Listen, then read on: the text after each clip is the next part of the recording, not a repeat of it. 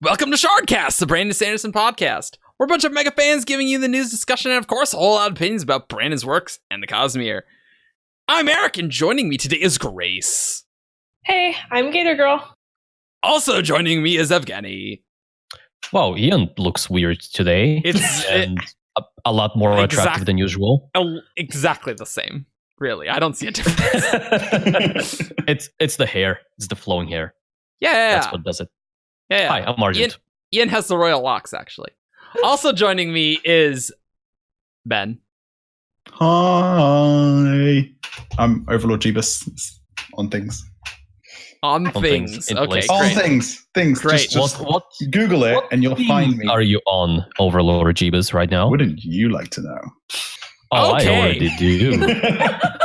Today, guys, we're talking about the Iriali, which is actually, we know so little about Erie, and they're now just conquered by Voidbringers, so that's great.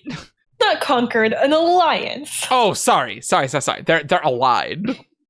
That'll go great. I would really like to know how that's going for them.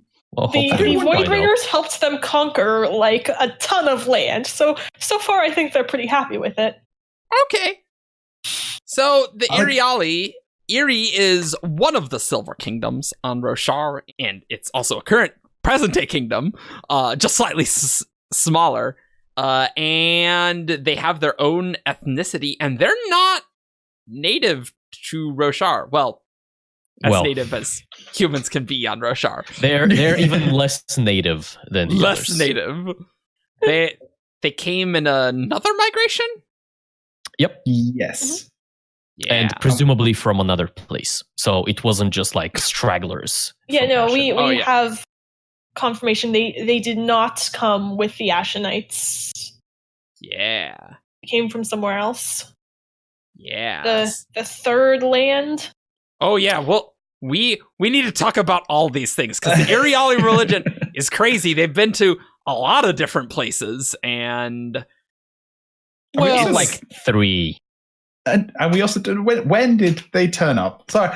Yeah, I'm probably getting ahead. all of these things are crazy. So Grace, tell us about the Iriali, the people. What do we know about them? So the Erie, we don't know when they first came around, but we know they have inhuman ancestry somewhere in the past.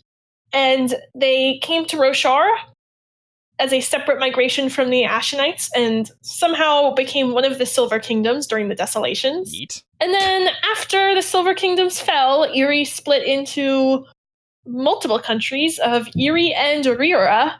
And the Rirans were not pure Iriali, but they were a mix of Iriali and other Rosharans. Yep. So they don't have the same, they have blonde hair instead of, gold hair. Yeah, the Iriali have big gold hair.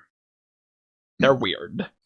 And the Erie had a lot of political power in the area that they lived in. They claimed Rira as a vassal, but Rira didn't agree with that. Even though Erie still had a lot of influence over Rira, but not as much as they probably wanted. Right. I too like to claim my neighbors as my vassals. Yeah, they love that. They love that. They're yet to find out, but that's how it goes. You planted a flag in their yard. It went great. I read a proclamation. The British way of vassalizing people. Ah, yes. Tell us all about that, Ben. Yeah. A flag. And then at the True Desolation, the Iriali were like, oh hey, Odium and the Voidbringers are suggesting we ally with them. And you know what? That's never been tried before, and they're offering us troops and power to conquer places that we want, so we'll do that. And then they conquered Rira and the entire area around the Pure Lake. And so they captured a bunch of That's a oath lot gates there. then, right? So they have the oath gate in Ral Elarim then, right? They have 3 oath gates. They have 3 oath gates. They have Ral Elarim, Kurth, and Panatham. Oh, yeah. Oof. Yeah. Oh, that's right. That's also an old gate city, isn't it? Yeah. Yeah, Mhm. that's Yep. the battle one. Yeah. Yeah, that's Babatharnum. Yes, what's that? The Celatales Oathgate, right? So we went through this list kind of quickly. Yeah, this is a quick recap. Yeah. Okay. There are some points I would like to address, Absolutely. and then as we talk about these things, then we can like branch off into relevant topics and ultimately go off rails. One thing worth mentioning, as a bit of trivia, the city of Ayla is in Erie. Yes. Mm-hmm. And that is presumably where the Ayla steel comes from. Yes. The in-world document that talks about the humans as the Voidbringers.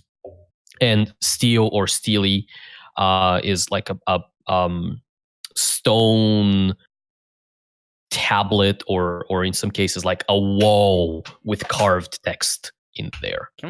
So that's trivia number 1, Ayla. Trivia number 2, the city of Cassator is where the Axes interlude from The Way of Kings. Yep.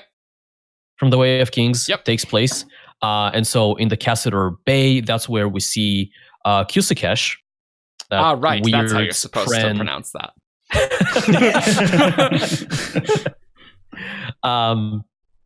The weird friend that changes faces and appears like every day at a specific time and like plops massive hands on these pillars that are in specific locations. That's right. I forgot about the weird hands. Me too. I mean, like it comes from the ocean like a wave or a massive blob, and then swaps faces all the time, super rapidly, and then kind of reaches a certain point like a crescendo, and then spawns hands and they drop on these 4 pillars every time. So presumably they like built the pillars at the place where the spren was dropping its hands, and then it just kind of stands there for a little bit, drains people of emotion, and then leaves. And that's every day at a specific time. Kusikesh is weird, you guys, but that's not a Kusikesh cast. Well, I mean, we'll talk a bit about that, but sure. Other notable places: Raal Elorim, the City of Shadows, is something we're going to talk about extensively in this podcast. As extensively as we know about it. Well, relatively speaking. They border the Misted Mountains, which is the mountains that separate Shinovar from the rest of the world. Which was where Isla was, right? It was like on the edge of the Misted Mountains. It is right next to the on the slopes of the mountains. So we may see some interaction between the Shin and the Erie in the future or in flashbacks. And yeah, they have 3 old gates. And their other neighbors are, so up in the north are the Reshi. Yep. Notoriously naked, and the Azir to the south, notoriously not naked. that Northwest Roshar, they're very anti-clothes, I think they did call the Alethi prudes, right? Yeah. Right. Yeah. Which makes sense. So the further north you go, it's like because it's this makes sense because it's more tropical. Roshar. Yeah. Southern hemisphere. You get closer to the equator, and so you just keep taking things off, and then further down you go, like all the way down in the Frostlands. You're not gonna be naked. No. Nah. You're wearing 4 layers there. Very cold there. I want to talk about the Iriali having inhuman ancestry, because I think the most common theory is that they have some dragon ancestry at some point. Yep. Mm-hmm. And not that many non-human species out there to provide ancestry. Dragons, Shodel, avians. We know it's not going to be Sleepless. Yeah. Because that's not compatible. No, it's probably not Singer either, since that's kind of more. Yeah. We've seen this with the we've seen Amian and Singer hybrids already. Yeah. Yeah. Shodel is. Who knows about the Shodel? Read the Dragonsteel Prime sample chapters and you can learn some things about the Shodel. But not many. Do the Iriali have like weird eyes? Are their eyes weird? They have So the Iriali have golden hair, gold skin, and pale yellow eyes, most of them. I missed So- the gold skin thing. So It's gold it's- dragons. Yeah, it's super faint unless you need. It's like you don't really see it unless you're in direct sunlight, but they do have gold skin. Okay. They really do feel like aliens. A lot of Yeah, so I'm getting slight golden vibes out of this. Just a little. there's a theme. It's actually funny. Like at the end of Oathbringer, didn't the Voidbringer forces didn't they label that as yellow on the map? Oh, maybe. think they did. I think they did. But that was for Odium. Yeah. Odium yellow. The Erie, easy, makes sense. I would definitely buy like a dragon sort of thing, especially with like Yeah. skin things like looking weird and stuff and shininess. And For dragons, me, it's the metallic hair that does it. Yeah. And dragons are able to shapeshift, so it's not Yep. beyond Yeah, comprehension that this could happen. there are pieces here like the skin color, the metallic hair, dragon Yeah. steel. Right. Yeah, Frosty's got his little metal eye things. Yeah, right. Yeah, that's why I was asking about the eyes. It's like they're like metallic eyes, but it's just pale yellow. But the skin's metallic. I wonder if Frost is gonna end up being like I haven't actually read the Dragonsteel sample chapters, but I don't think it's mentioned there just from context. Frost's not really in there much at all. No, but I'm thinking like if there are in many places traditionally different types of dragons, say gold dragons, frost dragons, black dragons, things like that.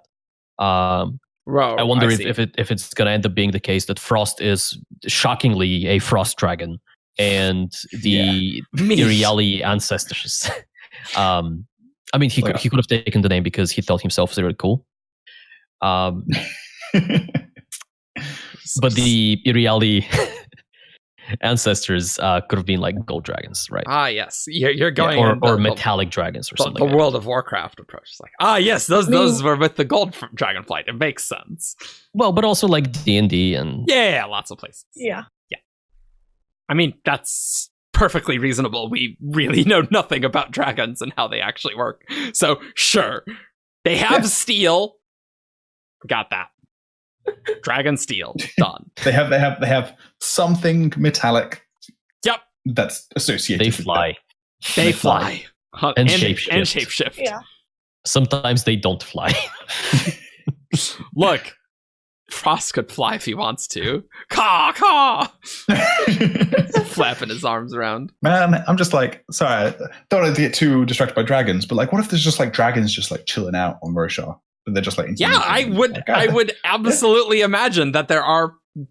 We very well could have seen dragons already in the text.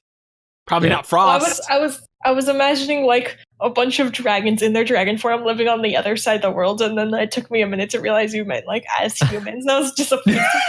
I mean, that's also possible. What if the Wandersail just found dragons? I'm into that. That sounds amazing. Why That was was just the one of those Emperor details dead? that got Because the lost dragon over ate time. them. Easy. Listen to our podcast last week's on Myths of Roshar 2, Electric Boogaloo. I think before we get too in-depth into things, we gotta talk about the Iriali religion, because it's very different. And that's, I think, directly tied with the Long Trail. Like they kind of go hand in hand. Yes. Yeah, exactly. They talk about one, really, honestly, reading this about, we're one, really kind of feels like the spiritual realm, doesn't it? Yeah. We're all one in the spiritual realm, guys, where everything's connected there, right? See, I Has that actually never echo. got that vibe. Well, I only get that now after we've talked about the spiritual mumbo jumbo so many times. Like, never in reading the books did that occur to me. For me, the reference to one has always been a reference to Adonalsium. Yes. Yeah. Whether it is a direct reference or just like a religion inspired by the Shattering. I say, should we quickly sum up their religion? Yeah, we should. So what we know about the Iriali religion comes from Yim and was the little kid named the one that he was helping with the shoes? No. It was just the urchin. Yeah. So what Yim said is, firstly, is Yim Erie? He is, isn't he? He's Iriali. He is. Yeah. Iriali is the demonym, not Erie. Iriali. Okay. So he said, long ago, there was only one. One knew everything, but had experienced nothing. And so one became many. Us, people. The one, who is both male and female, did so to experience all things. One, you mean God? If you wish to say it that way, Yim said, but it is not completely true. I accept no God. You should accept no God. We are Iriali, and part of the long trail, of which this is the fourth land. You sound like a priest. Accept no priests either, Yim said. Those are from other lands. Come to preach to us. Iriali need no preaching, only experience. As each experience is different, it brings completeness. Eventually, all will be gathered back in when the seventh land is attained, and we will once again become one. That's really cool. It is a very interesting little... That was part of the reason why they sided with the Odium and the Voidbringers, because they wanted to add that to their experience. It's like, hey, in the Desolations, we always fought them. Maybe that was a bad idea. But just... Yes, maybe we should try joining them for this time, It is really interesting. It's just, accept no gods, accept no priests. See, I'm reading this, and I'm kind of like... But if you want to experience everything, surely you'd want to experience what it's like worshipping other gods. You'd want to experience what it's like being preached to. I guess if you've already been preached to, or you've already tried other gods. It's more just it's like, don't have faith in those things. You know, like... But surely you'd want to experience having faith in other things. I see what you're saying. It's a weird one. It's interesting... I mean, it's very almost Zen kind of Buddhist type of thing. And also, if one became all people, then presumably other people who already believe in other religions and worship other religions bring that experience in. And so it is your responsibility as a believer in one to provide unique experiences. Okay. That makes sense. Like ones that aren't of other faiths and other beliefs. I definitely see what you mean with the Aiden Alciumness in reading this. Evgeni, absolutely. We actually have a wob about this a little later in the doc, under the giant passage, where it says, someone asked about if it's based on knowledge of the Shattering, and Brandon said, kind of yes, there are echoes of the Shattering, but there are more recent events that they don't quite remember that are more influential on the religion. Oh, interesting. I actually don't know if I've seen that. See, because there's quite a few ways of interpreting this. There's quite a few, because there's quite a few things in the Cosmere that kind of split into multiple things. Yeah. Like there could be some autonomy influence in there, splitting off to go to different planets. There's just a general. This could be not associated with any specific thing, and it's just a general religion. There's a few ways of interpreting it. So I would. It could even be about the splintering of a completely unknown shard that we don't know about, and it's got something to do with that. So there's definitely some realmatics in the background of Yim's story. Later he's saying, "Perspective," Yim said, holding up his hand and wiggling his fingers. From very close up, the fingers on a hand might seem individual and alone. Indeed, the thumb might think it is very little in common with the pinky, but with the proper perspective, it is realized that the fingers are part of something much larger. That, indeed, they are one. That definitely, they see themselves as, part of a whole, that. It's very cognitive. Yeah. And it's also... not directly related, but it's extremely reminiscent of the prologue of the Bands of Mourning, where young Wax, shoots a bullet, and then as the bullet is flying, the blue line that represents the bullet splits in his perception to see the different components, like the different metal pieces of the bullet as individual chunks of metal. Oh, that's interesting. Which has wider implications, by the way, for magic systems and things like that. Because a lot of the times we're being told that in the cognitive realm, more complex objects see themselves as one, such as a table doesn't see itself as 4 legs and a top being bound together. A wall doesn't see itself as a collection of bricks. Right. But if you can... If this is any indication, and if Wax's experience is any indication, then perhaps somebody who's trained enough or has like enough will or understanding of how things work, maybe you can do more interesting things or more delicate things or more controlled things with magics that we don't normally think you can do. You can do that. So instead of soul casting an entire wall, you soul cast like a brick, so you can reach through, and that's a lot cheaper in terms of investiture than soul casting the entire wall and things like that. Yes, that is all true. So let's talk about the lands. So the long trail. The long trail. So Roshar is the 4th land. So I mean, I guess they've been to a lot of places. Well, yeah, but having a culture persist through 4 different places and different planets is very interesting. Yeah, it is. I would say we're assuming lands means like planets. Like, yeah, that is an assumption for sure. Although there is a reasonable idea out there that you could have lands in the cognitive realm. And so the 3rd land could have been Shadesmar, and it was the 2nd land that was the planet before Roshar. That is certainly possible. And then the 3rd land would then be Shadesmar again, between wherever the 2nd planet was. Well, Roshar. But yeah.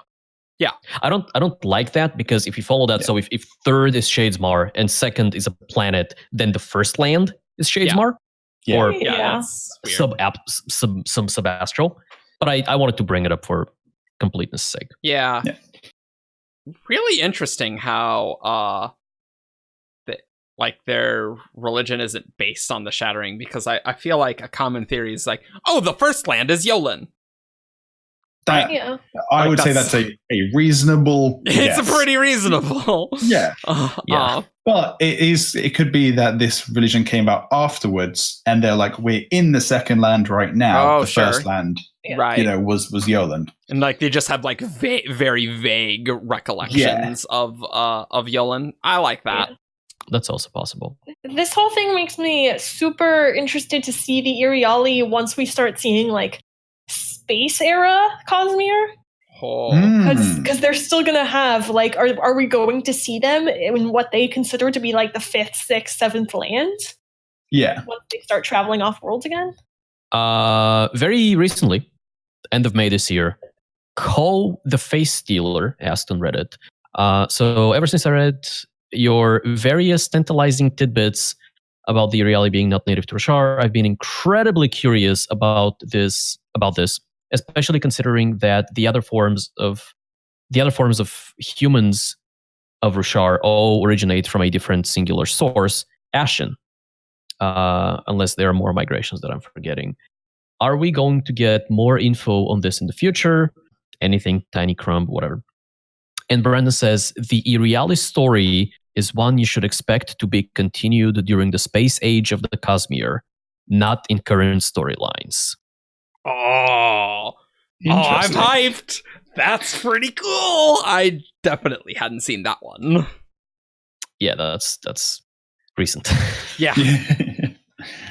I'm going to be very curious as to whether they kind of turn into the living on spaceships, migratory kind of. Oh, like on a world ship or something? Like a colony ship. Yeah. Like colony ship, like the Quarians in Mass Effect. Yeah. Mm-hmm. Yeah. That kind of thing. Yeah. Interesting. I'm also kind of curious. Well, this religion has persisted for such a long time, but even in in modern times in Erie, we've kind of gotten hints that society is becoming more secular and kind of going away from this religion already. So I'm kind of curious how. Did they say that? There's, I think so. Like, certainly the rulers seem like when Dalinar talks to one of the queens, the two queens and a king, right? I think so, yeah. One of the triumvirate. Yep. Yeah. Like, that was very religious, and they're like, it was very strange to what we read about Alethi. Like, Alethi are like, wow, that's really weird. Reading what Yim was saying, right, about we just like don't accept gods. Like, maybe you would interpret this to be less religious in an organized sense, and more secular-ish. So I guess I don't remember where they were mentioned to be more secular. Kind of pathist almost. Yeah. Well, yeah, maybe. There's part from Awab where someone asked about like homosexuality on Roshar, and Brandon specifically mentioned Erie and said the religious sect would accept it as another experience from the One, but the more secular society has outlawed it. Oh, interesting. I forgot that. Interesting. It's kind of a split within the Erie, almost. Yeah. Where they are, as you said, they are becoming more secular. Oh, interesting. I wonder if that's kind of almost life cycle of the Iriali, because you have this group of people who are clearly traveling from one place to another. That kind of doesn't gel with the fact that you have this country that's existed for 4,500, 5,000, 6,000 years. Mm-hmm. So it must be that there must be an element of we're going to travel, we're going to settle down, and we're going to stay here for ages. Maybe not all of us will leave. And so I wonder if it's almost kind of like that, the Polynesian style, kind of traveling from place to place, setting up a civilization, and then sending people off to find new places to be, and then moving back and forth. And I don't know if they split off like a. I mean, that's possible. We might find Iriali in totally other places, which would be crazy. But I don't know if. At least it feels like if they're going from separate lands that they kind of went there together. Like maybe they left people in each previous land who didn't come with. That's how I've always seen it, is they leave people behind and other people go to the next land. Oh, sure. Okay. Yeah. All right. As I said, they've been a country for 5,000, 6,000. It would be kind of weird if they've just kind of stopped going to the various lands. Yeah, we just don't know enough. When do we think the Iriali arrived? This bothers me. Yeah, I don't know. The Ashenites. What was that? I think it was after the Ashenites.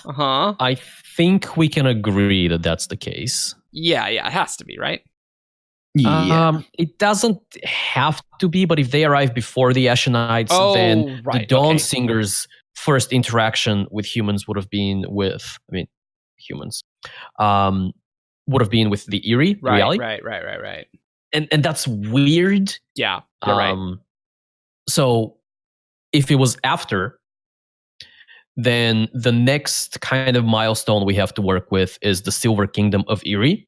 Mm-hmm. Yeah. And then we have two options. Was that kingdom founded by non-Iriali people, like non-foreign half-dragons?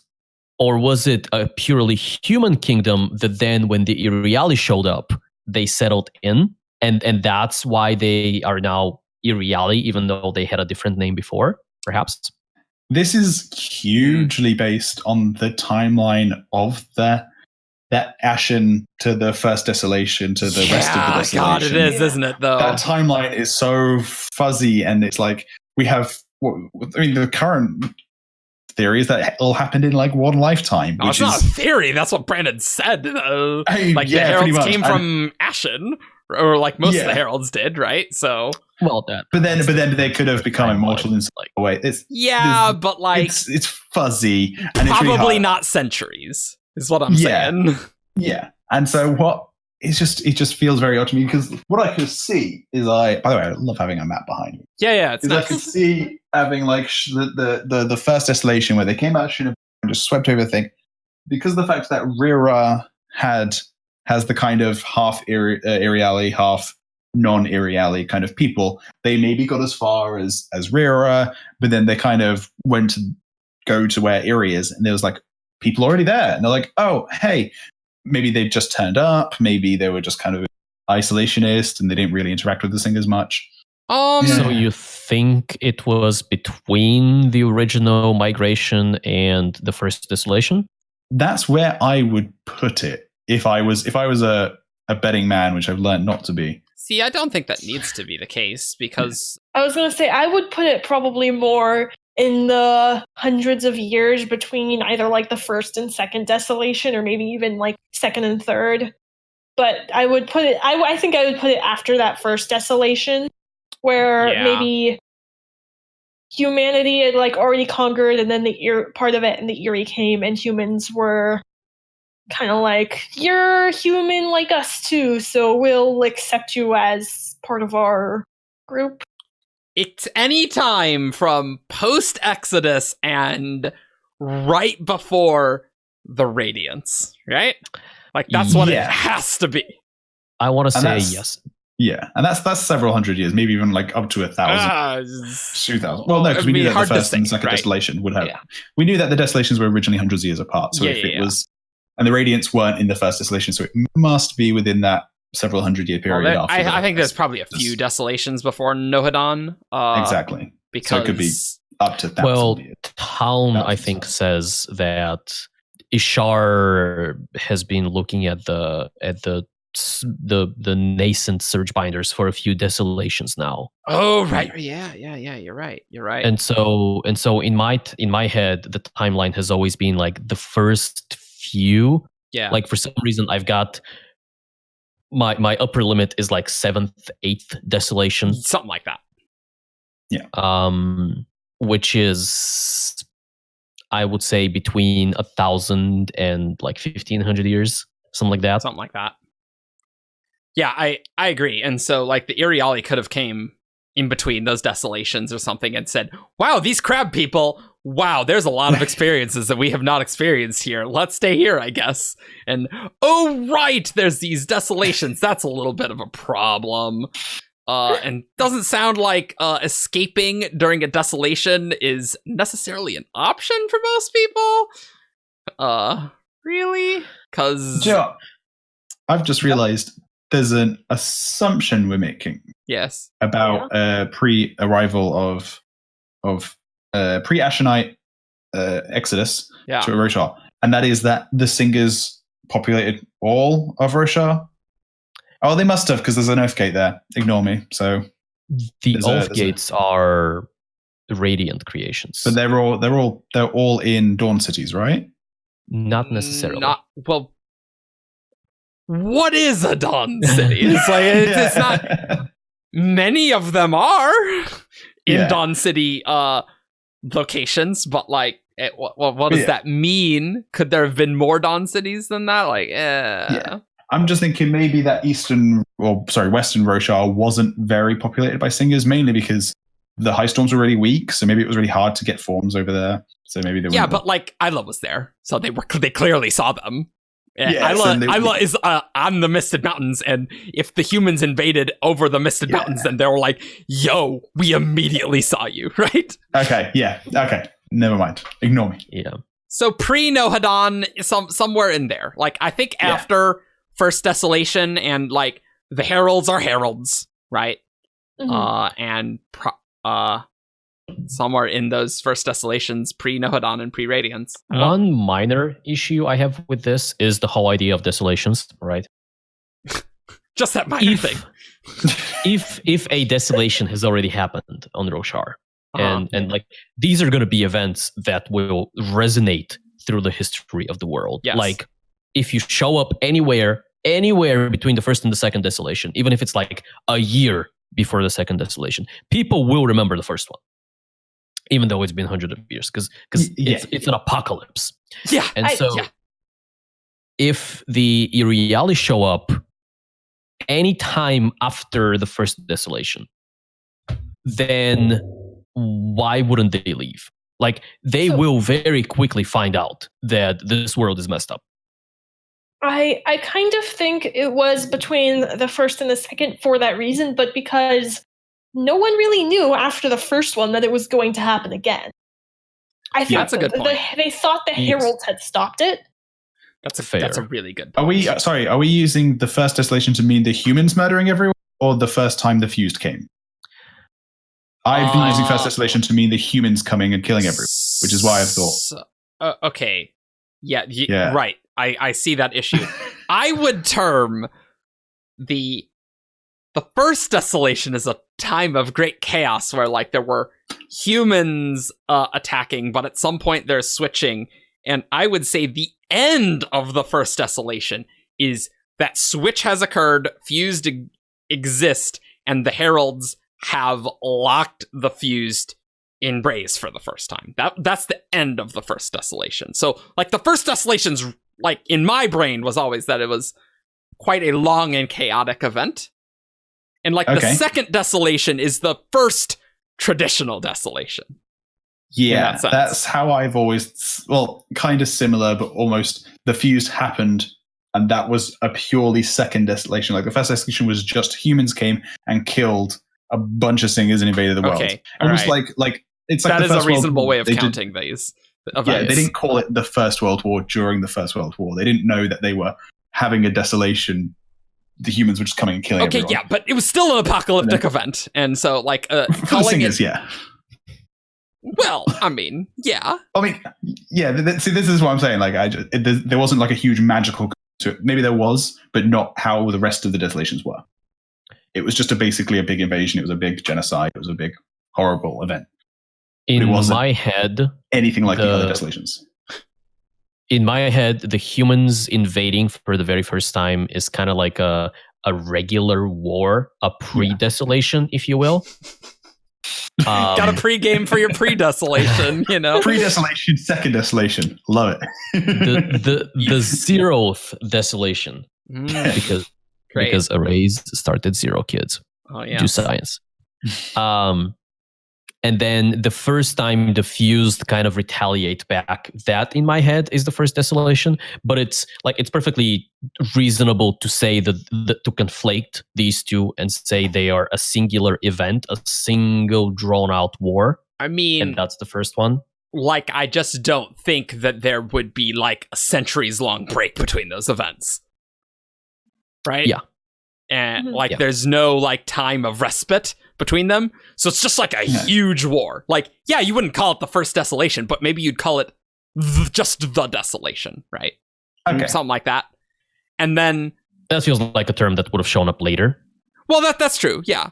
That's also fine. But big event, humans are killing singers. Odium's like, yo, I'll give you power. And eventually like the fused happen and then the heralds talk to honor.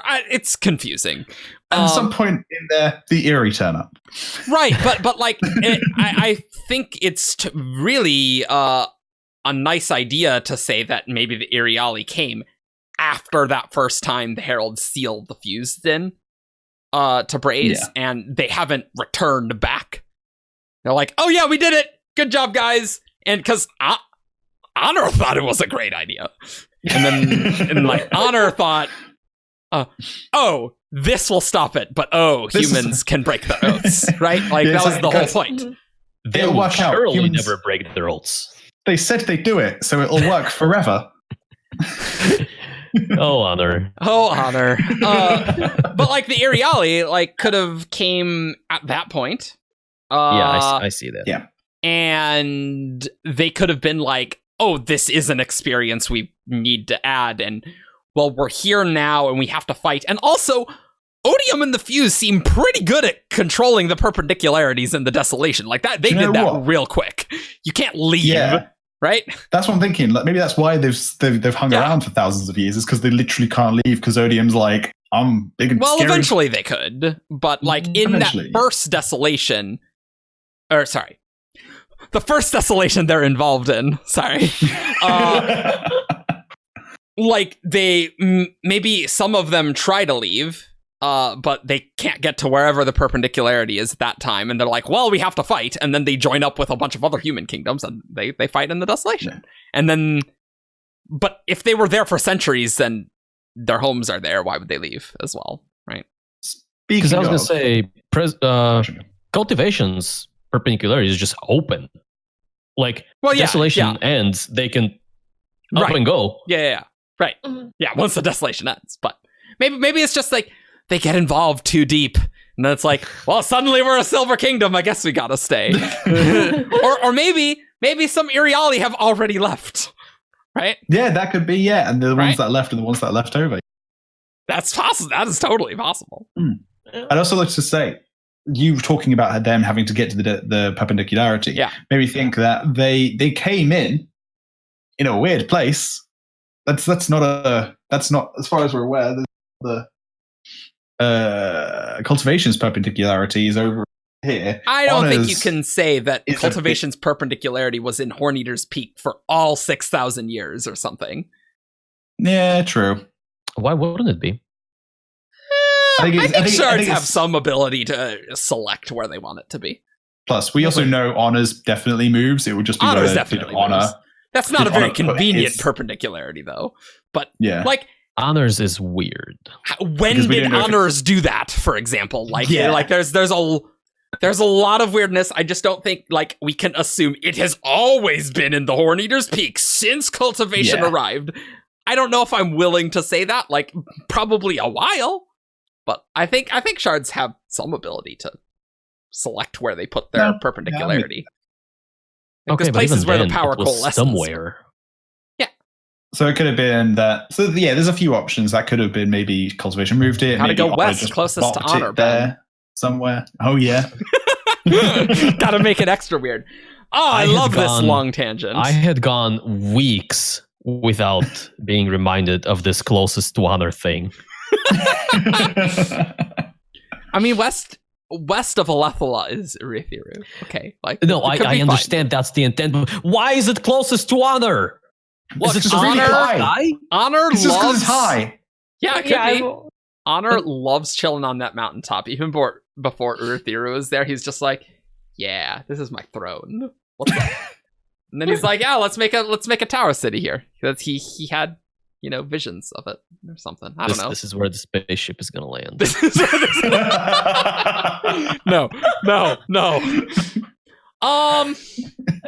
I'm really liking the idea that maybe some Iriali have just noped out of the fourth land at some point in the Desolations, and it's just like, I'm out of here. This place sucks.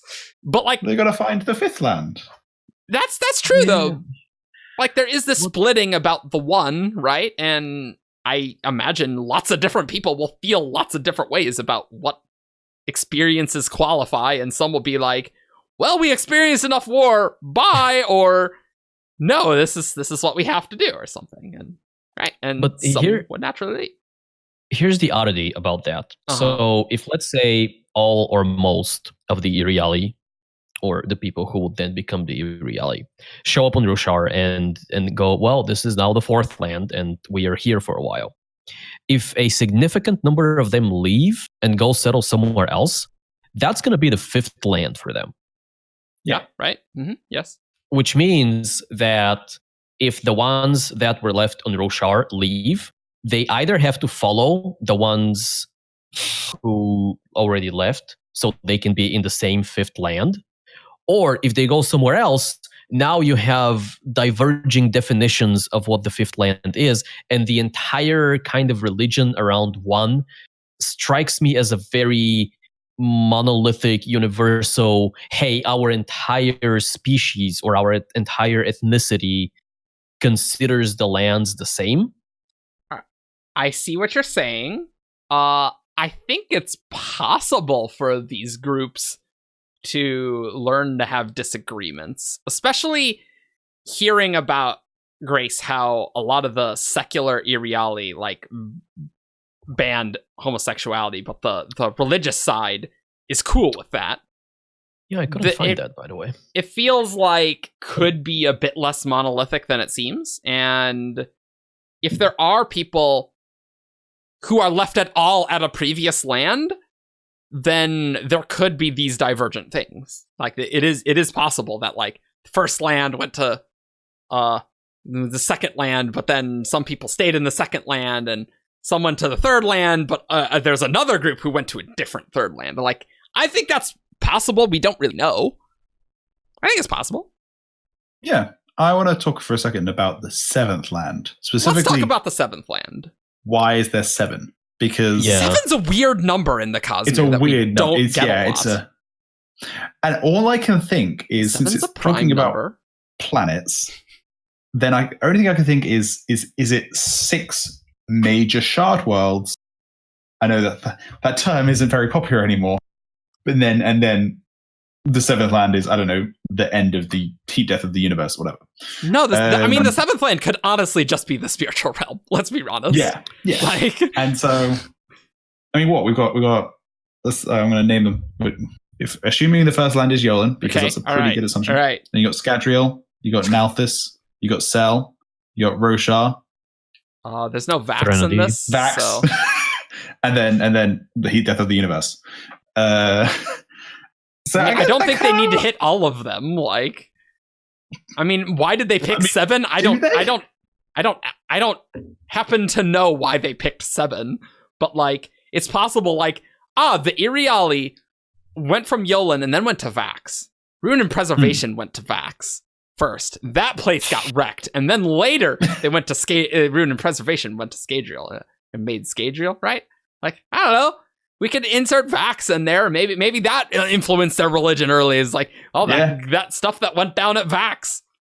Let's put the Amiens there too. Maybe they came with the Amiens. They're Vax. Third Empire in Cell that we didn't know anything about. Maybe they're going to be in the gold hairs.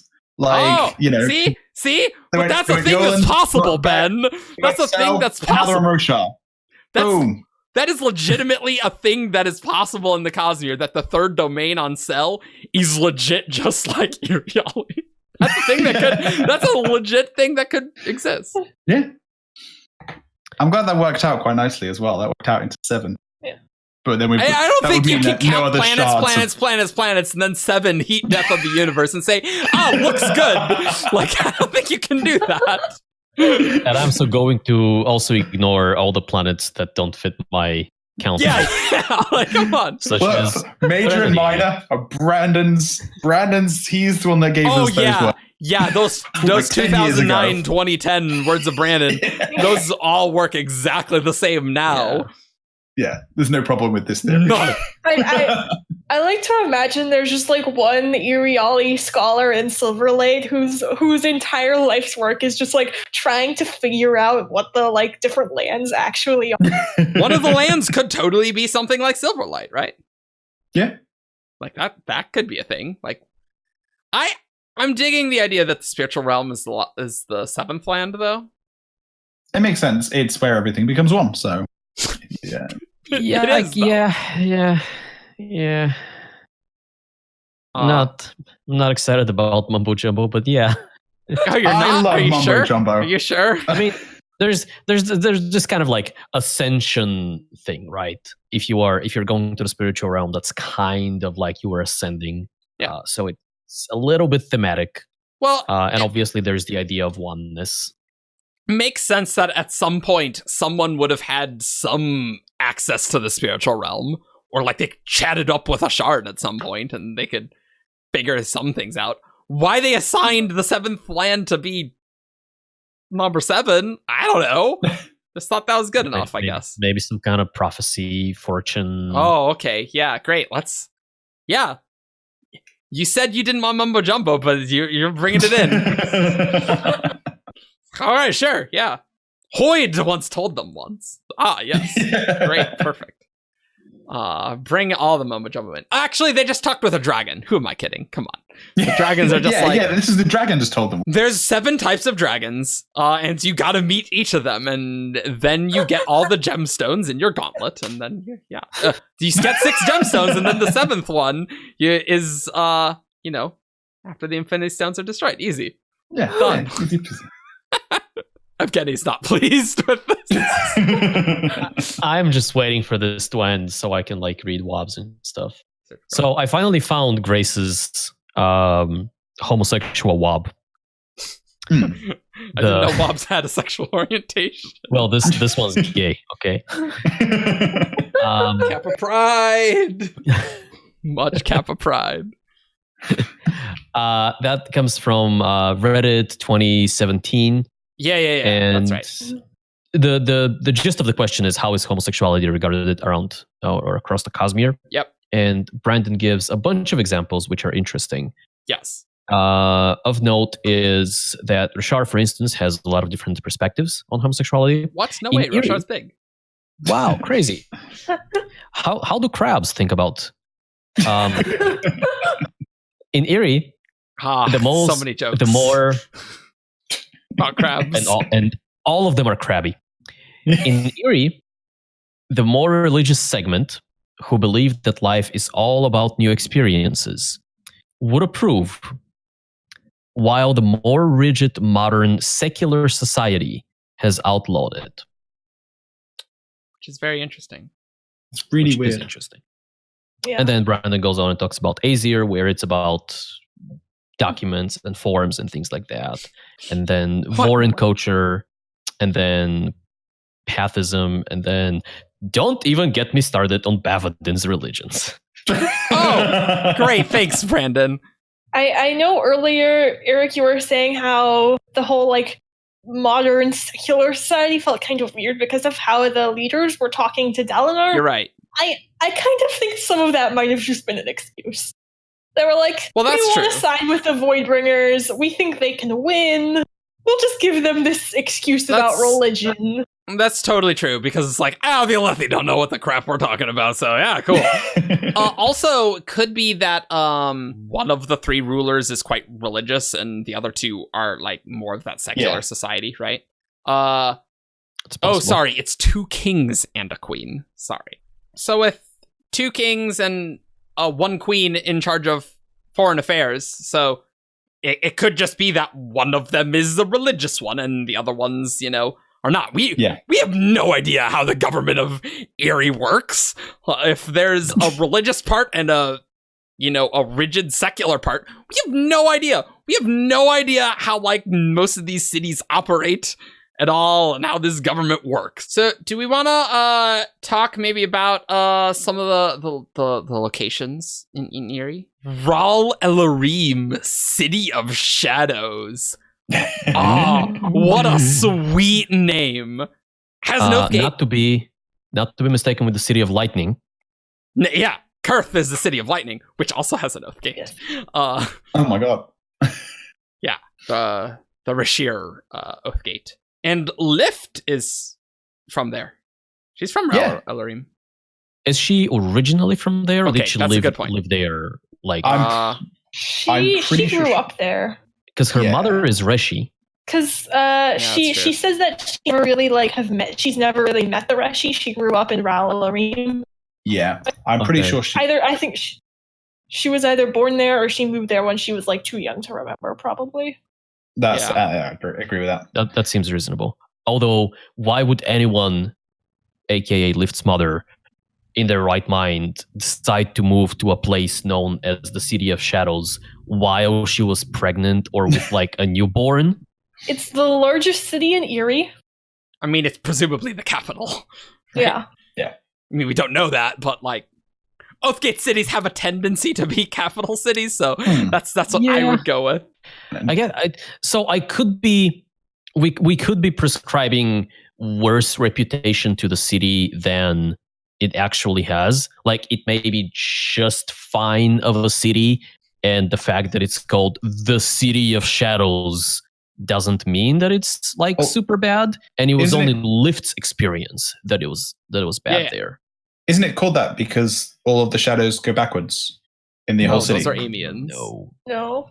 No. Oh, Why is I it all did the want to shadows? make that Is joke. Is it hanging down from a hang down thing? There is a city that when Kaladin is flying over Roshar that he sees that's like hollowed out stalag, which are the ones that hang down. But they're like people live in like giant hollowed out things that like hang down. Stalactite kind of things. Stalag. I believe it's stalactites. Yeah. But we don't know what city that is. We have no I don't know. idea. I always kind of assumed that was Alarim because if you're hanging down from something, you're always going to be in shadow. Just to be clear, Lift has memories of feeling terror and panic from her upbringing there. So maybe we're assuming that it's not nice again from that. Maybe just like living on the streets or something is really bad. Maybe if you're rich, it's great. Yeah. Maybe it's just like dark there or something. Or maybe, it could just be like in like a giant like cave thing. Yeah, it like hangs down. Yeah. There's just doors dark there. Yeah. Something like that. Yeah. I don't know, but City of Shadows sounds awesome, and I definitely want to go there. And the best part, so we're going to have Lift flashbacks eventually, and we totally will. Yeah. We're definitely going to see a lot of Ralarim eventually. I'd also like to point out that Feverstone Keep was somewhere near Ralarim. For those that don't remember, that's where all the Windrunners and Stonewoods took down their swords and were like, no, don't want this anymore. That group of them. Or at least that group of them. But the Radiants in the Gem Archive were like, why does the enemy care about Feverstone Keep? Are they going to try and attack Ral Elarim? What's up with that? What's special about Feverstone Keep? The only like reasonable thing I've been able to come up with is that it's just on the way. And so like it's a big enough fortification that if the Farsh. yeah. The Parsh forces as opposed to the Farsh forces. Farsh forces. I love my Farsh Porsche. I have one of them in my garage. If the Parsh forces wanted to go to Ral Elarim, Feverstone Keep was a fortification that they had to take over and they couldn't leave. Like maybe they could have gone around, but then they're leaving an enemy fortification behind them, and that's the infamous Hammer and Anvil situation. Yeah, that does seem reasonable. I'm just expecting some Brandon plot twist because like they keep mentioning, wow, Feverstone Keep, that's really weird, and like they've poked at that like every single book. Like, wow, Feverstone Keep, isn't that weird? So I think there could be something there. Brandon does that crap. He does. Yeah. It's just going to be a big twist at the end of book 5 where all of the history and the flashbacks were all created artificially by Honor to trick everyone into thinking. And the past was actually completely different to whatever we thought it was. That's right. And always been there. We just never noticed. And Gavilar was actually assassinated in Feverstone Keep. Whoa. Doesn't even make sense. Dun, dun, dun, dun. He hopped into Honor's perpendicularity, went to Feverstone Keep, and then Zeth killed him. And then went back. Yeah. And then his body went back. It's fine. This joke doesn't need to make sense.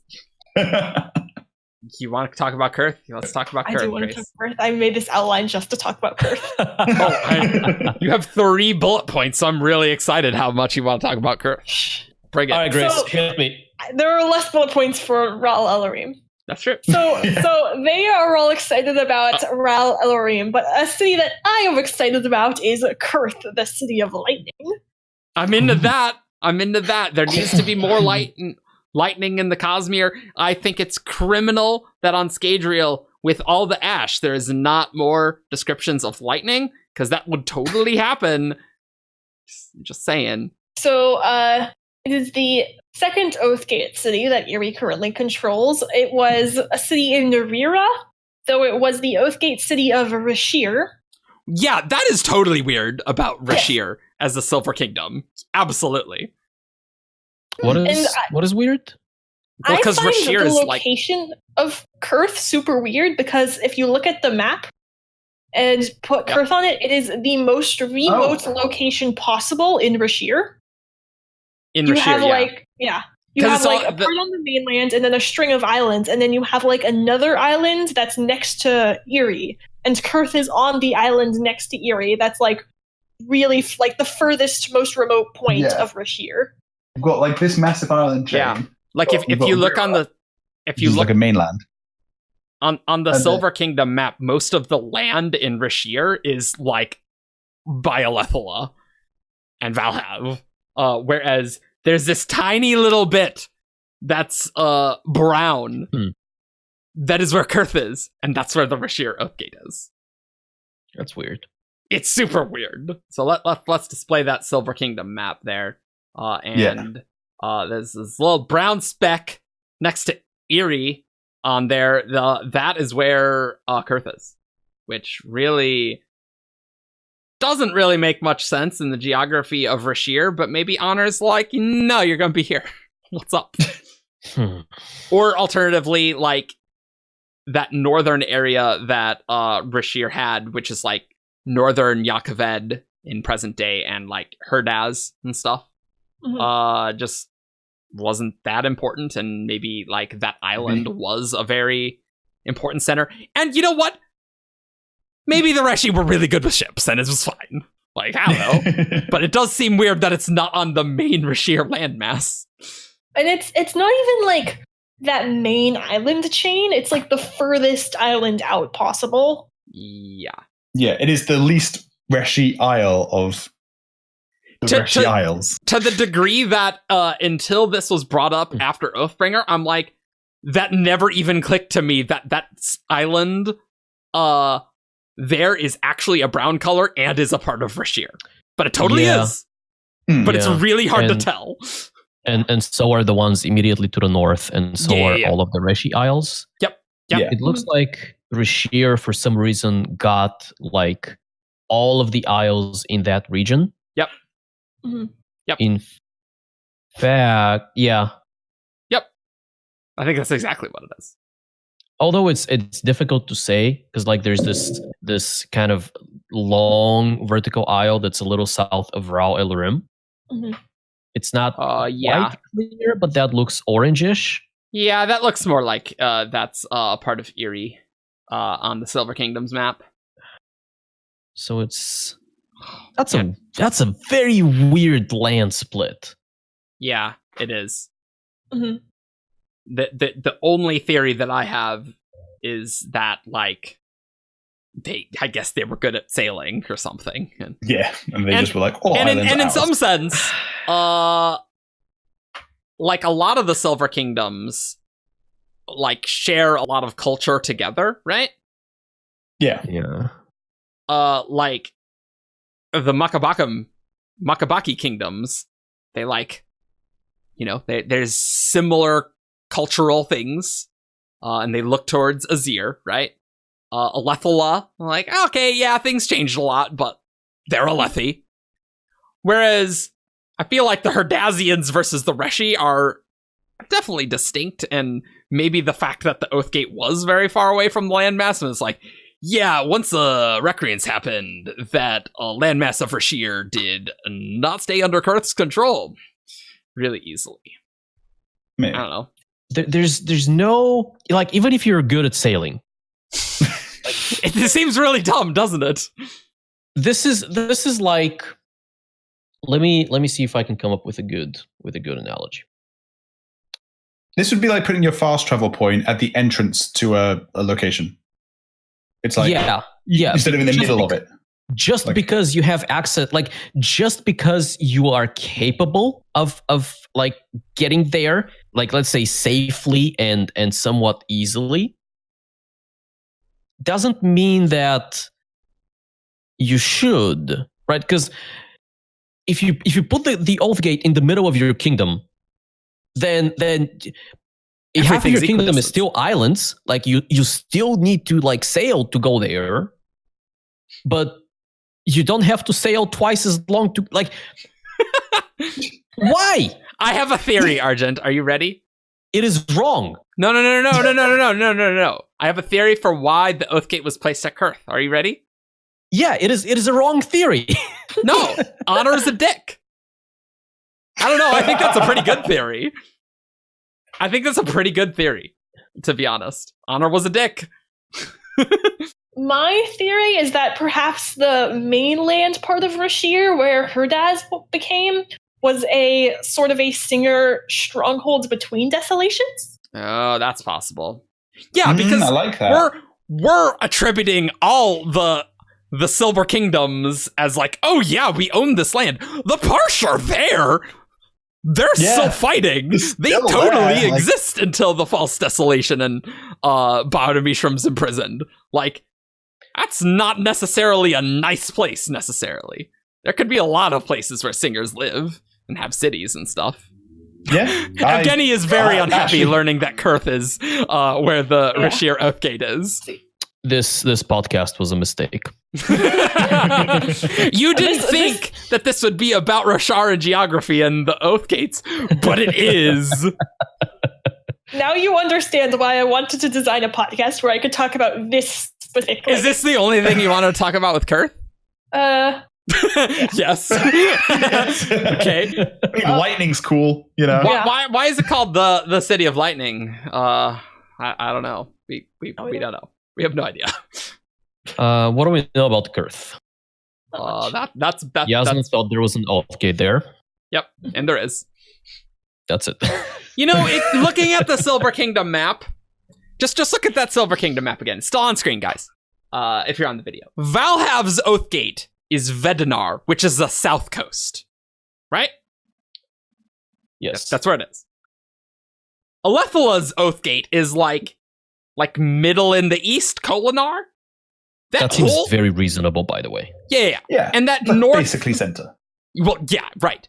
But like this, if you want to get to like that northern Rashir, like you're not going to go to Vedenar. You have to walk across all of Valhav to get up there. Like this northeast area of Roshar, just like the quickest one to get there is Kolinar.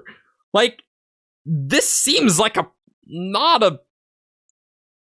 easy to access place in the Silver Kingdoms. Not at all. Not at all.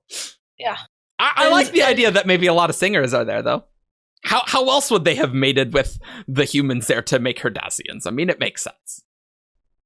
And if anyone with photo skills is having difficulty imagining where the cities are, you can try to put the cities on the main Roshar map if you want to try to like Photoshop them into the Silver Kingdoms one. Yeah. Mm. Yeah. Because okay, so I'm looking at the Silver Kingdoms map, and we've got it up on screen, hopefully. Yeah, it is on screen. If I was to put it anywhere, I'd put it in Kedrix, like center, the big massive isle in the Isle chain. In the middle of the Rish, either that or like in the middle-ish of where it says Rashir. Right. That's the Rashir text. Middle of the landmass. Yeah. Yeah. Mate, I'm gonna go with Honor was a dick. I think this is solid. Here's an equally unsatisfying solution. If you put the Oathgate anywhere up on the Reshi Isles, then you got a long travel time down to the mainland. Yep, and if you put it on the mainland, you got a long travel time up to the Reshi Isles. How do you solve that problem? Well, you put it equally far away from both so that everyone is equally unhappy except for the 4 people who live on that island. Presumably, got it. Kurth, yes. I've got it. Okay. It's economic reasons. Yes. Yeah, pretty much, though. The teleporter in the middle of your island chain, a bunch of boat people are going to be really unhappy. Suddenly it's really easy to get to the island chain. So what you do is you get all your boat people, and the boat people are the traders. They're the ones with all the money. You pay, honor to put the Oathgate really far away so it doesn't crash your economy. Also, but seriously though, considering that a Kurth very close to Erie, very close to Celatails, I think, if you consider it from that sense, sure. And maybe Kurth's like a Dawn city and is a massive city, right? And where there were a lot of people, and maybe there were just a lot less people in the mainland of Rashir. And so you put it where the people are. Yeah. And the islands weren't that populated, and Rashir is just oh yeah, we claim it. But our center is where Kurth is, because that's where our peoples are. That seems like an incredibly small Silver Kingdom for all intents and purposes, though. Yeah, but well, I don't know. I have another even worse theory than all these. I like how this is all coming into Kurthcast. Welcome to Kurthcast, where we discuss why an Oathgate is a place on the Roshar map. What if Kurth and the island that it's on used to be in the center of the Reshi Sea, when in a desolation it was moved? It's actually the biggest great shell. No, I'm imagining more like a Sergi thing, like moving it. Okay, that works. I don't believe that 1 second, but maybe it was in the center of the islands and it just moved. Maybe. Probably maybe. As much as I hate it, that is somehow the most reasonable explanation. Which says something about the other explanation. I think we should put a poll in this video, and people should vote for their. What do you think? Oh, don't worry. Half the people listening to this episode was like, I did not expect this for us to talk about 25 minutes about where the other Kurth half is left. Yeah, they're all gone. They're all gone. But if you are still here, I'm sorry. We'll put a straw poll, and we'll talk about that. No, I think you can put like actual YouTube polls. I don't know how to do that. That sounds like effort. What else about Erie? Let's get off of Kurth. All right, goodness. Before we do, let's take a minute to talk about City of Lightning. Like, what could possibly inspire a name like that? I know. Are you ready? Was a dick. No. It's better. This one's better. It doesn't take much to be better than that. There's an ash mount there. Okay, next. Okay, that's it. That's all I wanted to do. I'd like to take this moment to just say that my second favorite weather of all time is volcanic lightning. You know. What's your first? Fire tornado. Okay. Yeah. You're going to have a great time in the desolations. You're going to love it. You're going to love Odium's forces in the Fused. Look, yeah. I would immediately follow them, so I empathize with the Erie. The Iriali. Why are you guys making me call him the Erie? It's the Iriali. Screw you guys. I hate you. I mean, yeah. Okay, so why is it actually the City of Lightning? That's actually a good question. Mediumly terrible reasoning. Yeah. So it's on the West Coast. I like how you had to think about it. I really have to think about my East and West. So it's on the West Coast where high storms are really weak. Right, so they don't get a lot of creme, and because creme covers the continent, and the reason that mining is really hard on Roshar is because creme covers the stone that's underneath. So because they don't have a lot of creme, it makes mining easier. Why don't they have a lot of lots of metal? Because this weak, the high storm's weak in the West. Wouldn't this apply to everywhere in Erie and Rira then? Yeah, but that's just where the metal is. You know, why not? And so they have lots of metal, and so they make lots of lightning rods. And then this is so dumb. No. This is exactly how it is. Don't worry about it. When we get there and there's loads of lightning rods, you're going to be like, I guess Ben was right. That's how it's going to happen. Are you going to eat another shoe and that happens to not be true? I've learned not to bet things ever again in the Cosmere. That is not a good theory. I do not agree. I mean, so I was a little worried that my idea was going to be out there, but we're already like in the 7th land. Bring us back to the 4th land, Evgeni. So you know how there is a perpetual storm around that Isle Akina? Yeah. Akina, yes. I wanted to say Amia, but it's not all of Amia. It's just it's just Akina. And so if there is something similar, like we have no idea how a phenomenon like that could occur. Like it's obviously magical in nature, right? Yeah, that's true.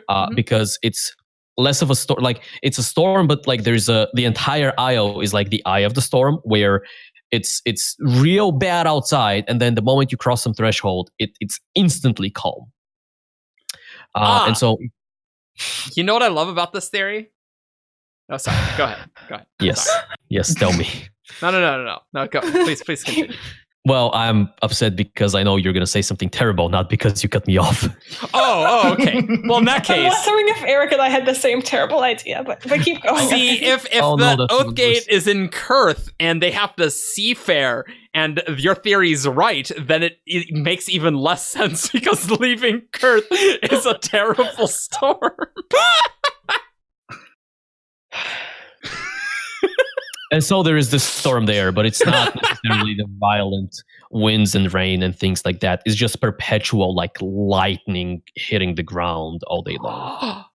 It's Everstorm 1.0, guys. Old in design. 0.1, but yeah. See, you guys, my theory on the name is like sounds so reasonable. My theory on the name was just like they have a spread in there that looks like lightning that's super common in Kurth. Okay, Yeah. yeah, that's actually a pretty good theory. Like a weird thing like Kushkesh, yeah. Yeah, that works. Or it was founded by a guy called Lightning. Or a girl called Lightning. Or a girl called Lightning. Yeah. See, I'm wondering now here, like A they podcast have, that breaks Evgeni. you know, in a, like the East, they have these like weird titles for the cities in Erie, and I always wonder if like the Iriali have some weird like title for Kolinar. Like the City of prudes. Prudes. Am I right? The city of not having fun. Yeah. So, sorry, guys, for Grace's robot graceness, but Robot Grace has graced us with her presence. I don't know why. I don't They, know. But Mr. Lightning requires a lot of Mr. discussion. Lightning. Mr. or Mrs. Lightning. I do. Oh, sorry. So the last Oathgate that I guess the Iriali control now is Panathem, which is in Babatharnum. Not what Ben says. Ben doesn't It's pronounce Bob it. after on. I hate you. And we know nothing about that place, I don't think. Not about the Oathgate, not about the city, not about the kingdom. We know we're so Eastern Roshar centric that there's so much that we can get about Erie, Rira, and all these places.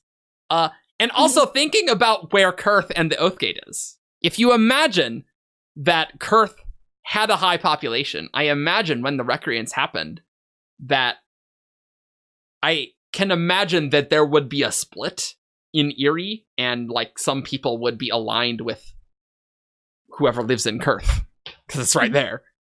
Like that part makes sense.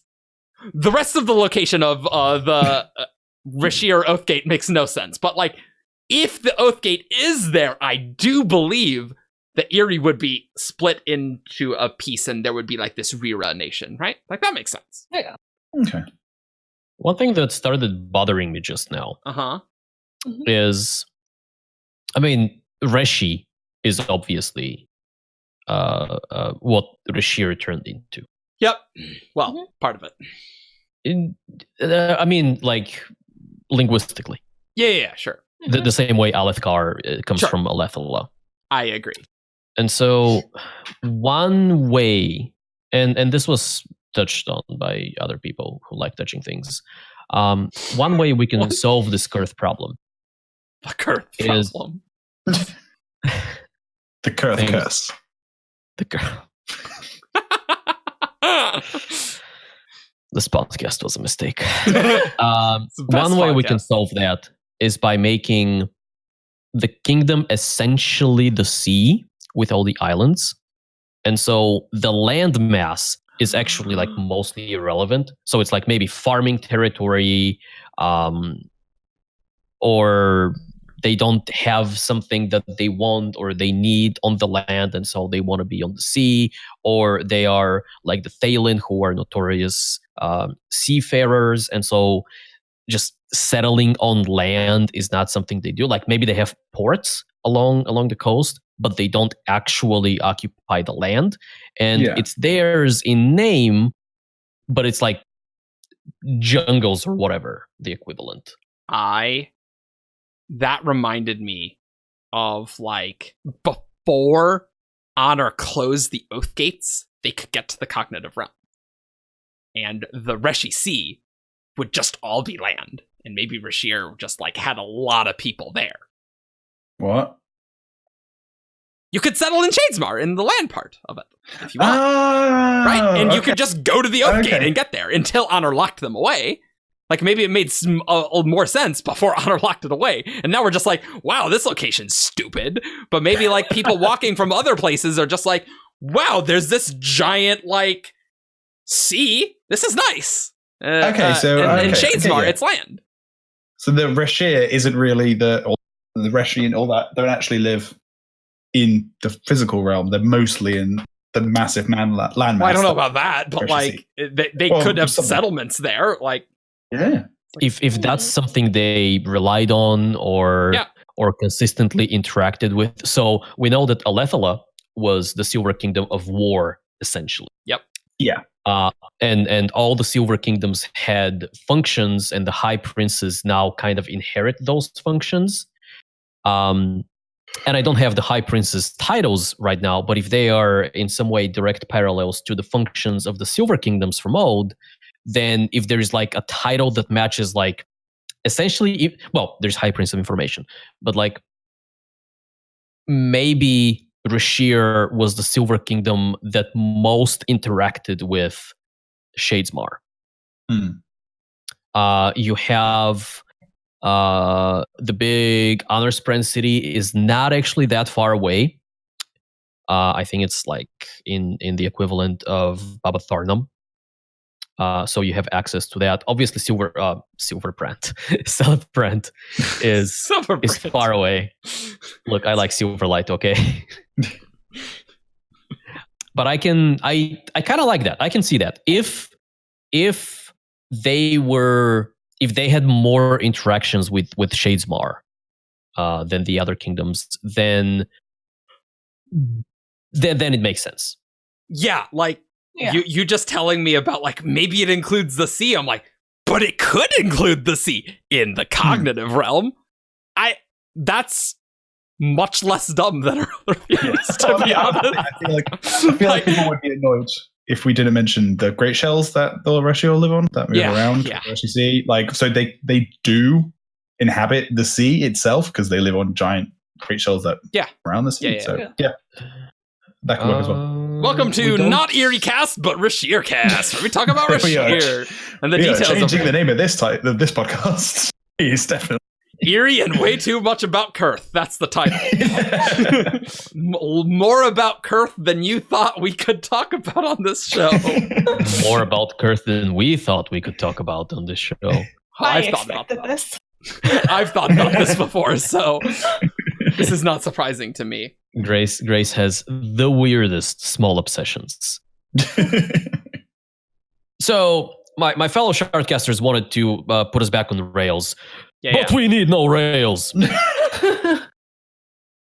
Another interesting thing about the Reshi Sea and Shadesmar is that remember in the Way of Kings when we got a map of all of Shadesmar? Well, the Nexus of Transition is literally right there. It is the Nexus of Transition is the Reshi Sea, or it's a part of the Reshi Sea. Okay. What the hell do these nexi mean? Like, we know kind of what the expanses mean, right? They seem to correspond to different worlds, subastrals. Yes. The expanses, that is. Mm-hmm. We have the Nexus of Transition, which is there. So important to note, the Nexi are all on like Shadesmar land. Shadesmar land. So they're going to correspond to like bodies of water in the real world. We have the Nexus of Transition, which is in the Reshi Sea. We have the Nexus of Truth, which is west and north of like Shinovar, essentially. Yeah, and west of Erie, Yeah. And we have the Nexus of Imagination, which is way down south. Yep. Underneath like anything.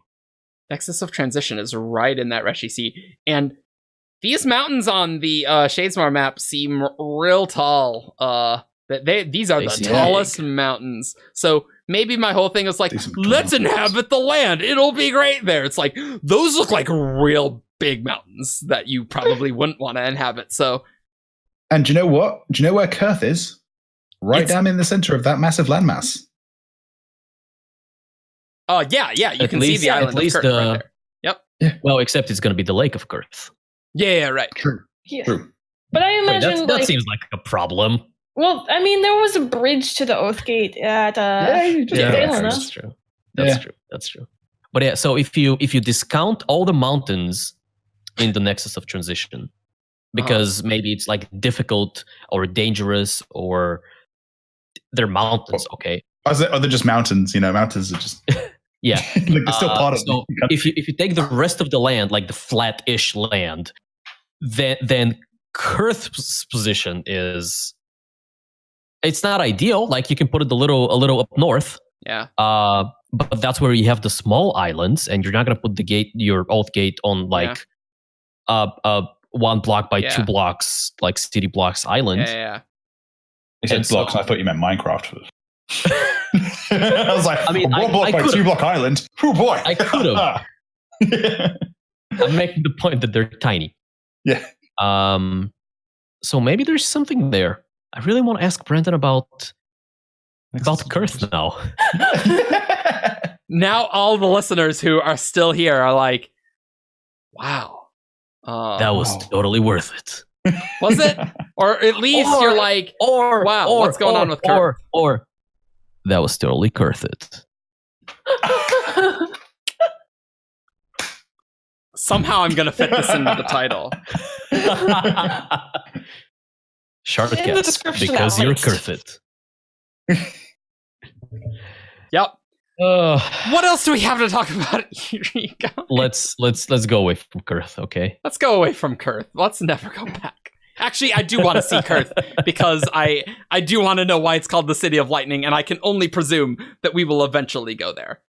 Any other thoughts about Erie? We talked about the religion. We talked about a lot about the locations. And Do we know anything about Cassitor? I mean, that was where It's Axes the went. second. It's the Yeah. second largest city. Mm-hmm. Cool. Second only to Ral Eldarim. Mm-hmm.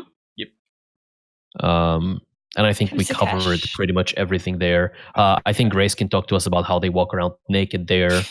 Oh yeah. They walk around topless, right? Not totally naked.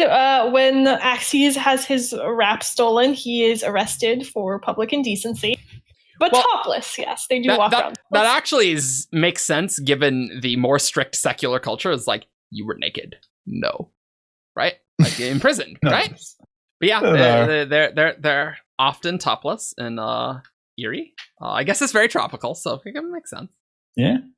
But Do we know about anything about their relationship with the heralds?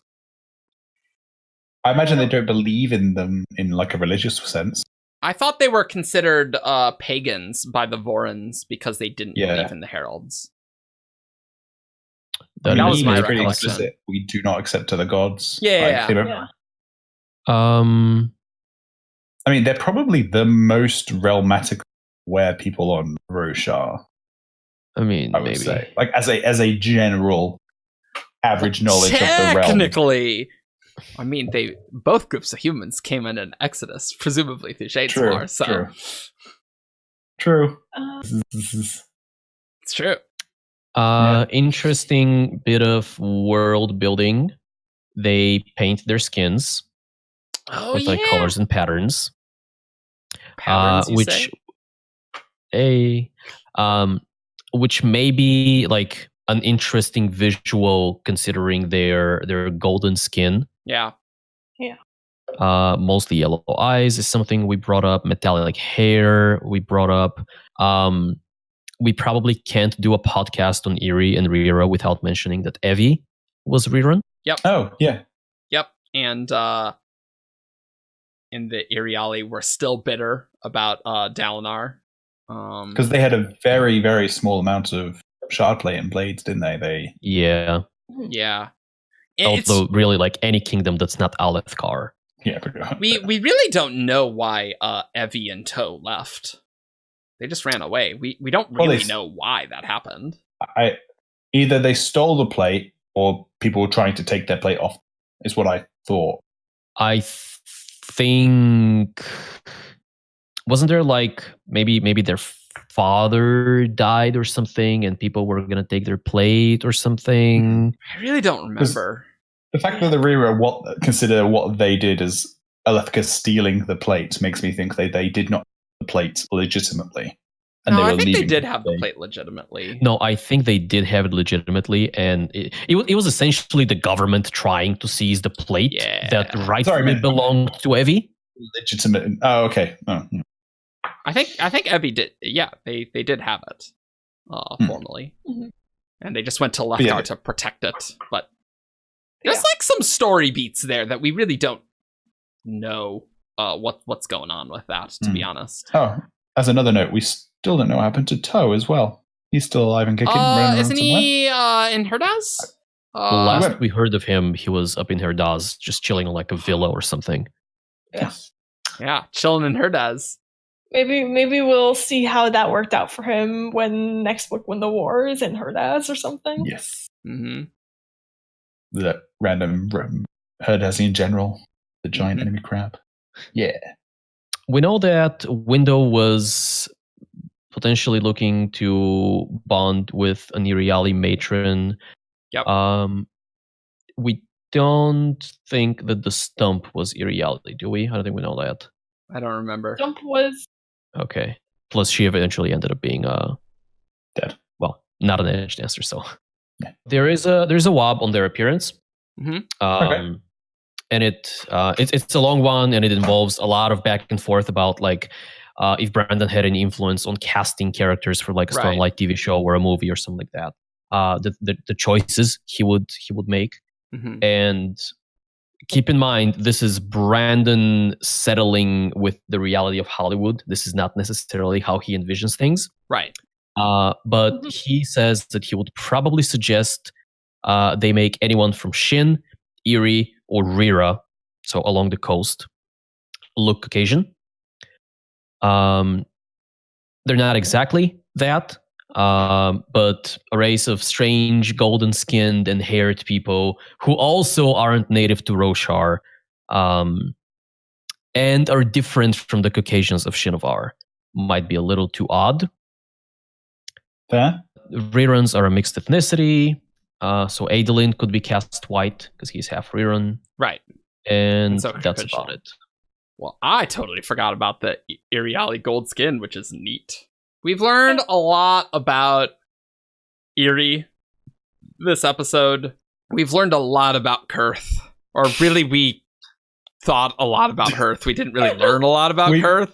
We've learned a lot about what we don't know about Iri and Kurth. Well, I mean, to be honest, we know very little about that side of Roshar. We have mostly been on the east side of Roshar, and we're only starting to get, like, Makabaki stuff, right? Yeah. And Roshar's big. I look forward to finding out more about the West. I just like new information. Oh, yeah. I mean, it's a big world. We're gonna be learning new things for a long time. Brandon's was really good at making Roshar feel big.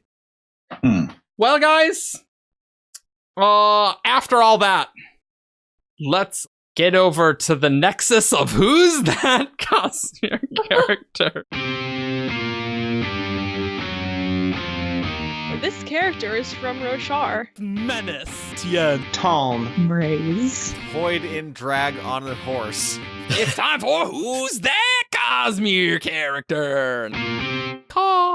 So, welcome to Who's That Cosmic Character, the game show where you guys send in 5 clues to wtcc at 17shard.com and a character, don't forget the character, and then we will read those 5 clues, and these guys have to try and guess who the character is. They get 1 guess per clue, and if they get it, they win, and if they don't, they suck. And Ian's not here, so great news. Anything can happen. Anything can happen. I could win for once. We're gonna do like 20 in a row just to try and catch up on Ian. No.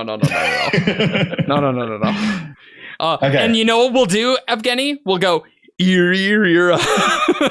Yeah. No, I've been waiting for that. Oh, okay. So the character number 1 was sent in by White Emperor. And clue number 1: this character is Rosharan. Oh wow. Axes the Collector. It's not Axes the Collector. To. It is His not brother. To. Yeem. It is not Yeem. Getting a very Western-themed guesses for him. What? No way. Wow, No jeez, way. wonder why. We would never only guess characters that we talked about on the episode. That's never happened before. It's never happened. Number 2. This character was married. Okay, Ben, I have a question for you. That's fine. Let's go. Let's do it. If they die, would you consider them to still be married?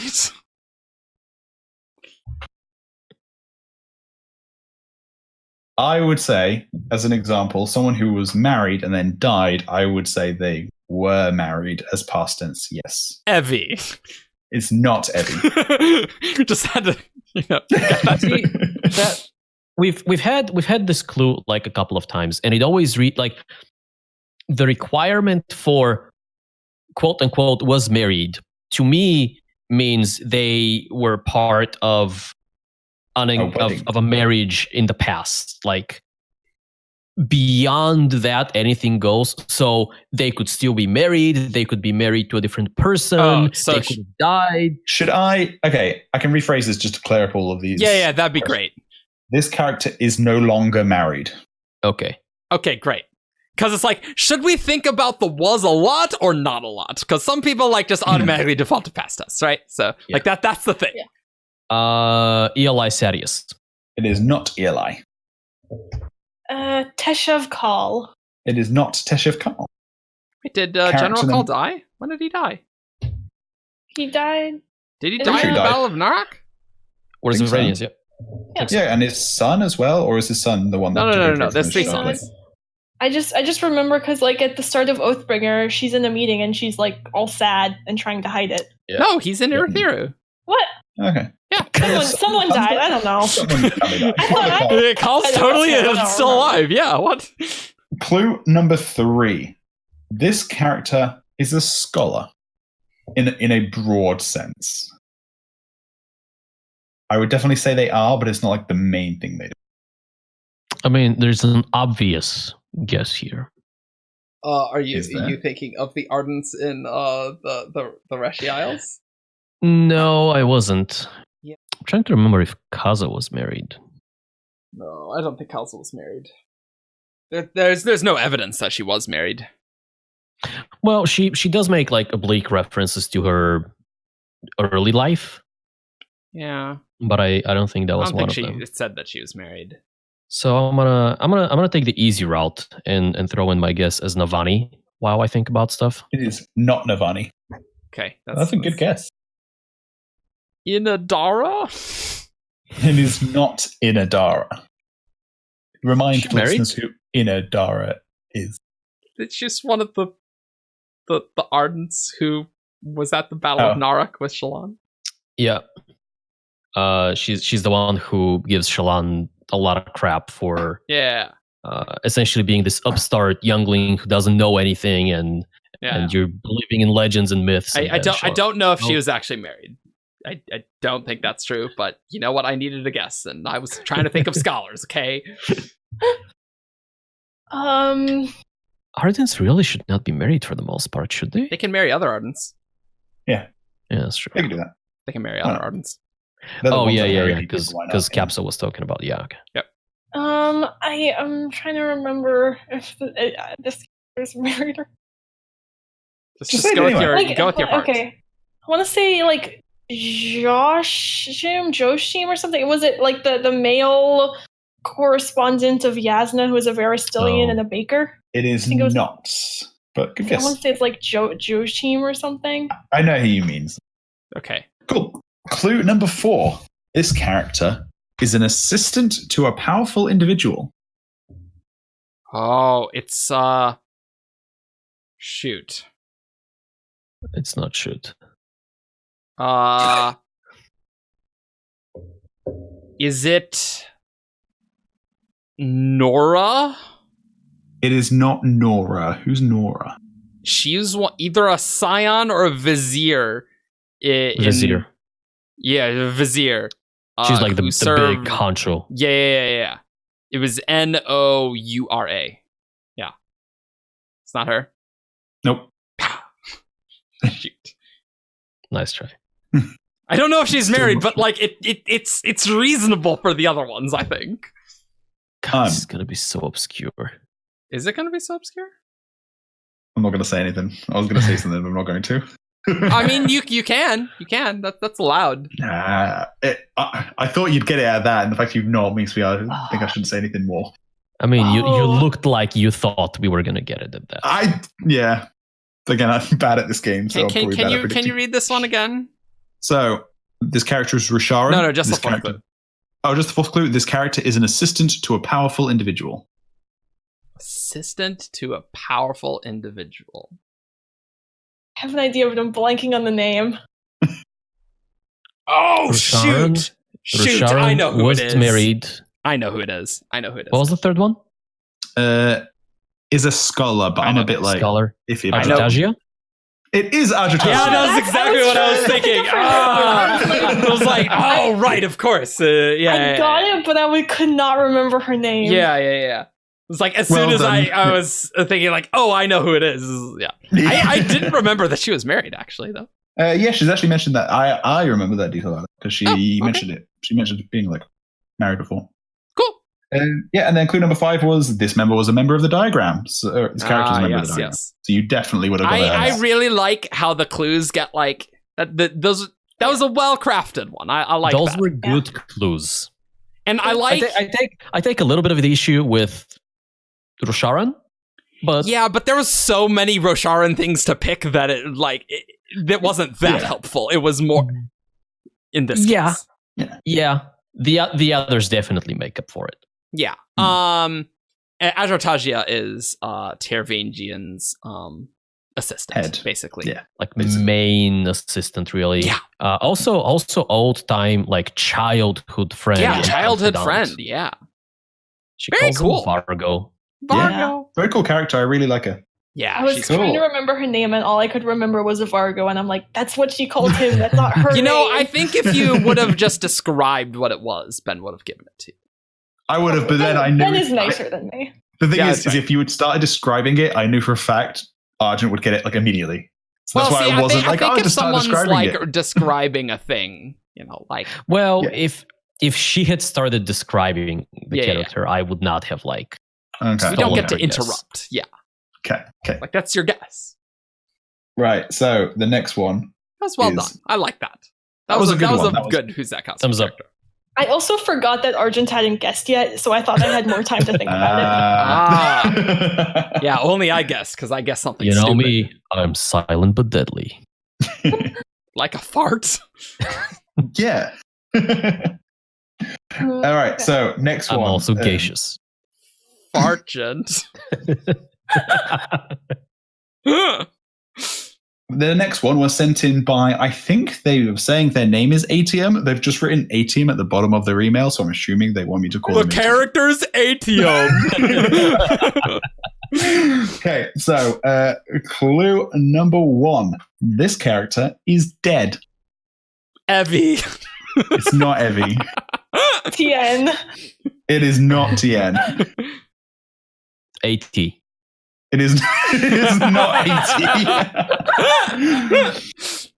Clue number 2. This character is a Light Eyes. Sadius. Toral Sadius. It is not Toral Sadius. Immediately trying to leave Rashar right now. Like No. my brain is trying because you super think hard. Check it out. they said light eyes, so that means it's not Rosharan. That sort of misdirect. Yeah, okay. I'm Vivenna. It's not Vivenna. I don't think she's. Yeah, she's not dead.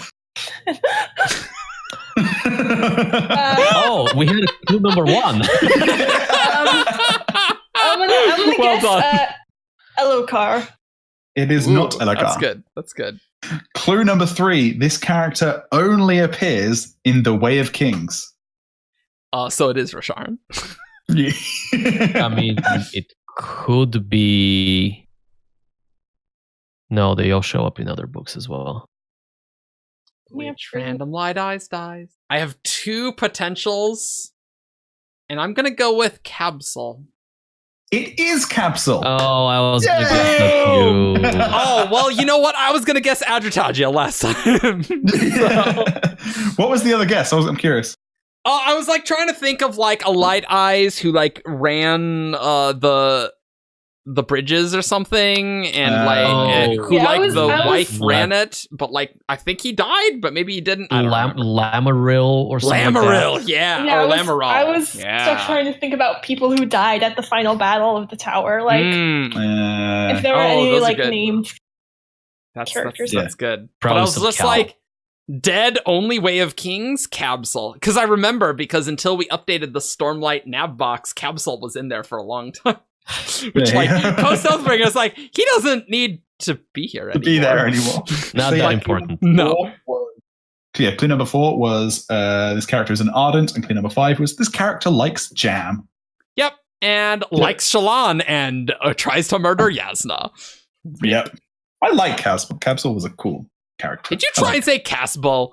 I always said Capsule. How can you not? He's like Capsule the Friendly Ardent. I don't know. It's like 6 letters. Ben still mispronounces it. It's just too hard. Yeah. It's not even a Thalen name. Just like, I can't do it. One day I'll mispronounce Vin. Don't you worry about it. That's, I mean, technically, we are all mispronouncing Vin. Yeah, but no one says All of Vaughn, our do pronunciations they? are connected in the spiritual realm. Yeah. And you know And how they're we all get there? perfect. Through Kurth. Somehow. Which is the Yes. 7th land. Kurth is the 7th land. This makes sense. They're like, this place just doesn't make sense. That's why they stayed on Roshar the whole time. Yeah. We Just try to to get figure there out the all the mystery time. of Kurth. And that's why They Erie is showed- so they- bitter about Rira leaving. This is Yeah, all send After terrible. the Oath Gates, and we're like, why? What is this? Well, we hope you enjoyed this podcast on Erie and a lot of geography. A lot more than we anticipated. And so follow us on 17shard.com for all your news, discussion, theories, and fun that you could ever hope for. You can join us in Discord for the same thing. Follow us on Facebook, Twitter, SoundCloud, YouTube. You can leave us a review on iTunes, and you can support us and our cursed natures on patreon.com/17shard. And we will see you all next time. Bye. Bye. Caw.